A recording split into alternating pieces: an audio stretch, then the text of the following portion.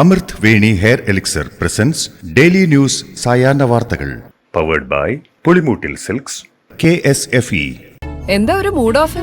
ഇപ്പൊ മുടി വല്ലാതെ കൊഴിയുന്നുണ്ട്, അതാ തോന്നുന്നു. ഈസ്ട്രജന്റെയും വൈറ്റമിൻ ഡിയുടെയും കുറവാണ് മിക്ക സ്ത്രീകളുടെയും മുടി കൊഴിച്ചിലിന്റെ പ്രധാന കാരണം. അമൃത് Veni hair elixir for women സ്ത്രീകളുടെ മുടിയുടെ വളർച്ചയ്ക്കും ശക്തിക്കും അത്യാവശ്യമായ herbal ഈസ്ട്രജനാലും vitamin ഡിയാലും സമ്പുഷ്ടമാക്കിയതാണ് Amrit Veni hair elixir for women. നമസ്കാരം, ഞാൻ ഷാജി പത്മനാഭൻ. ഡെയിലി ന്യൂസിന്റെ സായാഹ്ന വാർത്തകളിലേക്ക് സ്വാഗതം. ഇന്ന് ഓഗസ്റ്റ് 12 തിങ്കളാഴ്ച. സെബി ചെയർപേഴ്സൺ മാധവി ബുച്ചിനെതിരെ വീണ്ടും ഹിൻഡൻബർഗ്. ഏത് അന്വേഷണത്തെയും നേരിടാൻ മാധവി തയ്യാറാകുമോ എന്നും സിംഗപ്പൂർ കമ്പനി ഇടപാട് നടത്തിയവരുടെ വിവരങ്ങൾ പുറത്തുവിടുമോ എന്നുമാണ് ചോദ്യം. റിപ്പോർട്ടിൽ ഉന്നയിച്ച വാദങ്ങളെ പലതും മാധവിയുടെ വിശദീകരണം സാധൂകരിക്കുന്നതാണെന്നും ചൂണ്ടിക്കാട്ടുന്നു.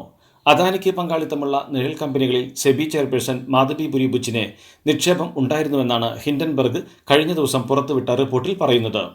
അതേസമയം നിഴൽ സ്ഥാപനങ്ങൾ ഏതെന്ന് കണ്ടെത്താൻ സെബിക്കായില്ലെന്ന് നേരത്തെ സുപ്രീം കോടതി വിമർശനം ഉന്നയിച്ച സാഹചര്യത്തിൽ നിഴൽ കമ്പനികളെക്കുറിച്ച് സെബി ചെയർപേഴ്സന് അറിവുണ്ടായിരുന്നുവെന്ന സൂചനയാണ് ശക്തമാകുന്നത്. ഹിൻഡൻബർഗ് ആരോപണത്തിൽ സംയുക്ത പാർലമെന്ററി സമിതി അന്വേഷണം ആവശ്യപ്പെട്ട് രാജ്യവ്യാപകമായി പോരാട്ടം ശക്തിപ്പെടുത്തുമെന്ന് AICC general secretary KC Venugopal. കോൺഗ്രസും ഇന്ത്യ മുന്നണിയും വിഷയത്തിൽ ശക്തമായ സമ്മർദ്ദം ഉയർത്തും. സെബിക്കെതിരെ ഇത്രയും ആരോപണങ്ങൾ ഉയർന്നിട്ടും പ്രധാനമന്ത്രി നരേന്ദ്രമോദി മൗനം പാലിക്കുകയാണെന്നും KC വേണുഗോപാൽ ആരോപിച്ചു. ഹിൻഡൻബർഗിന്റെ പുതിയ റിപ്പോർട്ട് പുറത്തുവന്നതിന് ശേഷം ഇന്ന് ഓഹരി വിപണി നഷ്ടത്തിലാണ് ആരംഭിച്ചത്. അദാനി ഗ്രൂപ്പിന്റെ ഓഹരികൾ കുത്തനെ ഇടിഞ്ഞു. പല നിക്ഷേപകരും പിൻവാങ്ങിയതോടെ 7% വരെ ഇടിവാണ് അദാനി ഓഹരികളിലുണ്ടായത്. ഇതോടെ നിക്ഷേപകർക്ക് ഏകദേശം 53,000 കോടി രൂപ നഷ്ടപ്പെട്ടു. 10 അദാനി ഓഹരികളുടെ മൊത്തം വിപണി മൂലധനം 16.7 ലക്ഷം കോടി രൂപയായി കുറഞ്ഞു. മുല്ലപ്പെരിയാർ അണക്കെട്ടിനെ സംബന്ധിച്ച് നിലവിൽ ആശങ്ക വേണ്ടെന്ന് മന്ത്രി റോഷി അഗസ്റ്റിൻ. അനാവശ്യ പ്രചരണങ്ങൾ ഒഴിവാക്കണമെന്നും മുല്ലപ്പെരിയാറിൽ പുതിയ ഡാം എന്നതാണ് സർക്കാരിന്റെ നിലപാടെന്നും അദ്ദേഹം വ്യക്തമാക്കി. ഡാം തുറക്കേണ്ടി വന്നാൽ മതിയായ മുൻകരുതലുകൾ സ്വീകരിക്കുമെന്നും ജില്ലാ കളക്ടറുടെ നേതൃത്വത്തിൽ കാര്യങ്ങൾ വിശകലനം ചെയ്യുമെന്നും ഇതിനായി പ്രത്യേക സംഘത്തെ നിയോഗിച്ചിട്ടുണ്ടെന്നും അദ്ദേഹം വ്യക്തമാക്കി. വയനാട്ടിലെ ദുരന്ത മേഖലയിലെ ജനങ്ങൾക്കായി പുനരധിവാസമല്ല നവ അധിവാസമാണ് പ്രധാനമന്ത്രി നരേന്ദ്രമോദിയുടെ മനസ്സിലുള്ളതെന്ന് കേന്ദ്രമന്ത്രി സുരേഷ് ഗോപി. അവർ ആഗ്രഹിക്കുന്ന പോലെ അപകടരഹിതമായൊരു ജീവിതം എങ്ങനെയാണ് സമ്മാനിക്കാൻ കഴിയുക എന്നതാണ് കേന്ദ്രം ആലോചിക്കുന്നത്.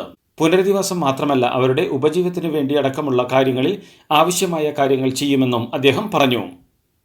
വയനാട് ദുരന്തത്തിൽ കാണാതായവരുടെയും മരിച്ചവരുടെയും DNA ടെസ്റ്റുമായി ബന്ധപ്പെട്ട ഫലങ്ങൾ ഇന്നലെ മുതൽ ലഭ്യമായി തുടങ്ങിയിട്ടുണ്ടെന്ന് റവന്യൂ മന്ത്രി K. രാജൻ. പൂർണ്ണമായി ഫലം 2 ദിവസത്തിനുള്ളിൽ ലഭ്യമാകും. ഇതോടെ കൂടുതൽ പേരെ തിരിച്ചറിയാനാകുമെന്നാണ് പ്രതീക്ഷയെന്നും അദ്ദേഹം വ്യക്തമാക്കി.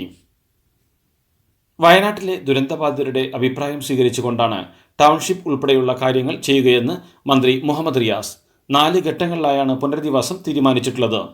ബന്ധുവീട്ടിൽ പോവാൻ താൽപ്പര്യമുള്ളവർ, സ്വന്തം നിലയിൽ വാടക വീട്ടിലേക്ക് മാറുന്നവർ, സ്പോൺസർഷിപ്പിന്റെ ഭാഗമായി വാടക വീട്ടിലേക്ക് മാറുന്നവർ, സർക്കാർ സംവിധാനങ്ങളിലെ വാടക വീടുകൾ എന്നിങ്ങനെയാണതെന്ന് അദ്ദേഹം പറഞ്ഞു.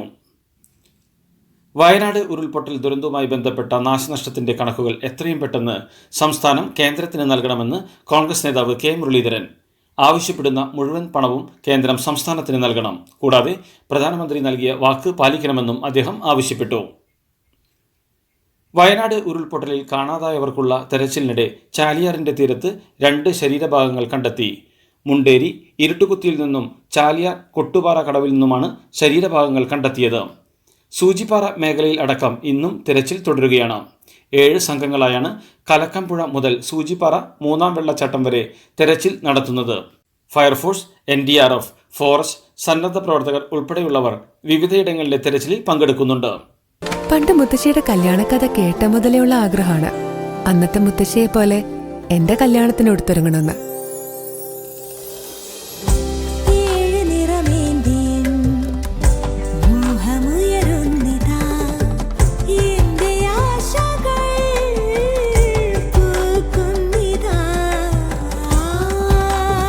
ചില ബന്ധങ്ങൾ തുടർന്നുകൊണ്ടേയിരിക്കും.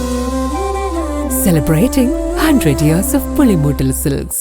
തെരച്ചിൽ അവസാനിപ്പിക്കില്ലെന്നും തുടരുമെന്നും ഉപമുഖ്യമന്ത്രി DK ശിവകുമാർ. എന്നാൽ തെരച്ചിൽ നടത്തുന്നതിൽ പ്രതിസന്ധിയുണ്ടെന്നും ഗംഗാവാലി പുഴയിൽ ശക്തമായ ഒഴുക്ക് തുടരുന്നതാണ് ഇപ്പോഴത്തെ വെല്ലുവിളിയെന്നും DK ശിവകുമാർ വ്യക്തമാക്കി. കോഴിക്കോട് കക്കടാംപൊയിലിൽ PV അൻവർ MLA കാട്ടരുവിയുടെ ഒഴുക്ക് തടസ്സപ്പെടുത്തി നിർമ്മിച്ച നിർമ്മിതികൾ പൊളിച്ചു നീക്കാൻ ഉത്തരവ്.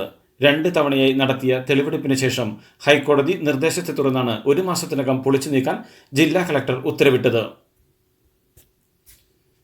ലോക്സഭാ തെരഞ്ഞെടുപ്പ് തോൽവിയുടെ പാപഭാരം കഴുകിക്കളയണമെന്ന നിർദ്ദേശവുമായി കോൺഗ്രസ് തൃശൂർ ജില്ലാ നേതൃക്യാമ്പിൽ പ്രതിപക്ഷ നേതാവ് VD സതീശൻ. തോൽവിയുടെ ഭാരം മറികടക്കാനുള്ള സുവർണാവസരമാണ് ചേലക്കര എന്നും അദ്ദേഹം ഓർമ്മപ്പെടുത്തി.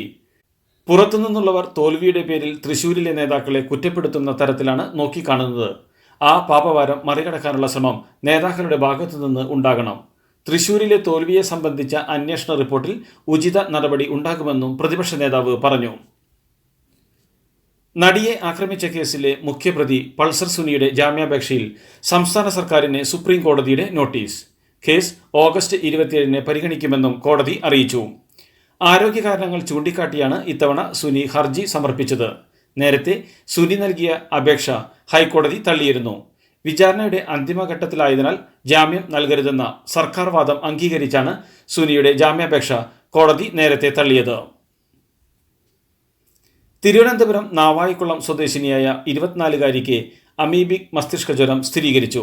കേരളത്തിൽ ഒരു സ്ത്രീക്ക് അമീബിക് മസ്തിഷ്ക ജ്വരം ബാധിക്കുന്നത് ഇതാദ്യമാണ്. നെല്ലിമൂട് പേരൂർക്കട സ്വദേശികൾക്ക് പിന്നാലെയാണ് മൂന്നാമതൊരു സ്ഥലത്ത് രോഗബാധ സ്ഥിരീകരിക്കുന്നത്. തൊടുപുഴ നഗരസഭാ ഭരണം നിലനിർത്തി LDF.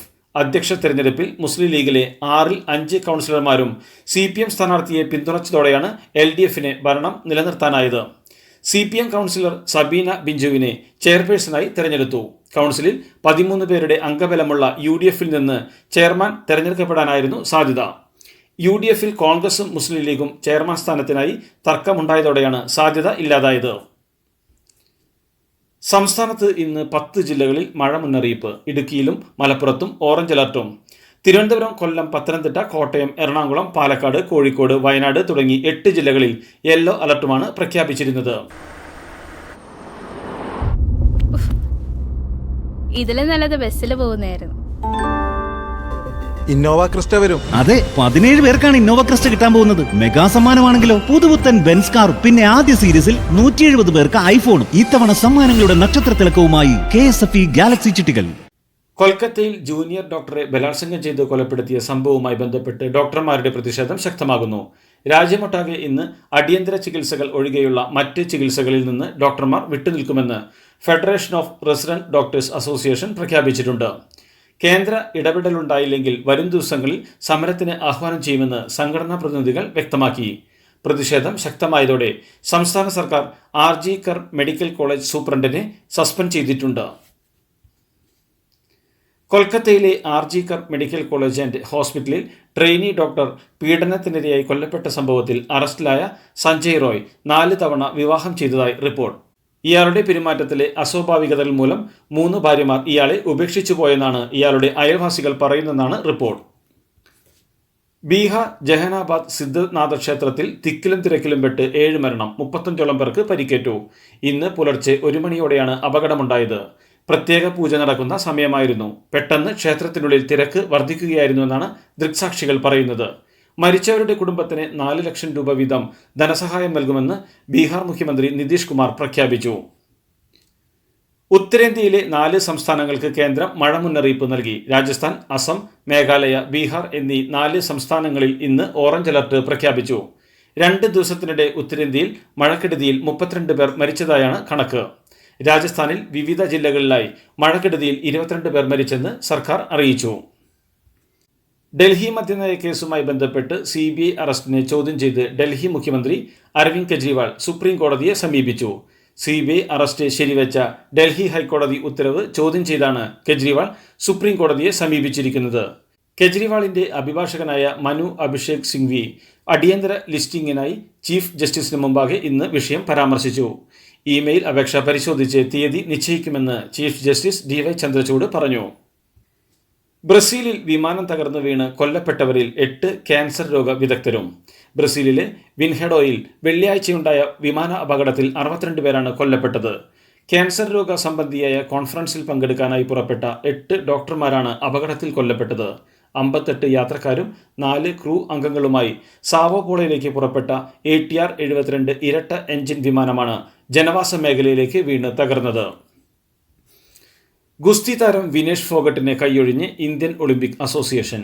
അയോഗ്യതയ്ക്കിടയാക്കിയ ശരീരഭാരം സംബന്ധിച്ച ഉത്തരവാദിത്തം അസോസിയേഷൻ നിയമിക്കുന്ന ചീഫ് മെഡിക്കൽ ഓഫീസർക്ക് ഇല്ലെന്നാണ് വിശദീകരണം.